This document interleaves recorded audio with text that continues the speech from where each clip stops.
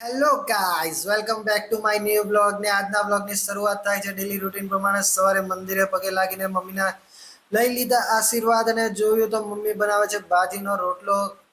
કાઠિયાવાડીના ઘરમાં બીજું મળે કે ના મળે, પણ બાજરીનો રોટલો અને છાશ તો તમને મળશે જ. કારણ કે આ ઠંડીના વાતાવરણમાં આ બે વસ્તુ એટલી મજા આવે કે આમ કાઠિયાવાડી લોકોનું દિલ જીતી લે. અને પછી પતાવીને આપણે આવી ગયા બહાર. બહાર જોયું તો પડે છે વરસાદ.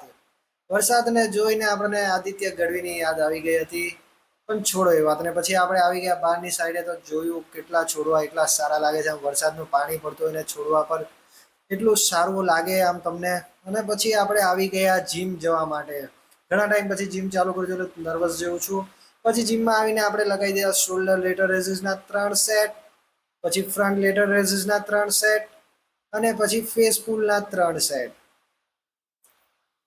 પછી આપણું મોસ્ટ ઓફ ધ ફેવરેટ શ્રગ્સ. મને એટલી સારી એક્સરસાઇઝ ગમે છે આ. પછી એ બતાવીને આપણે બહાર જોયું થોડું ને પછી આવી ગયા ઘરે. ઘરે જોઈને જે બોડી પર ધ્યાન આપ્યું કે કઈ રીતે પોઝ ને એ બધું શીખવાનું છે. હજી બોડીને આખી એકદમ ચેન્જ કરી નાખવાની છે. પાછી પહેલા જેવી બોડી લઈ આવવી પડશે.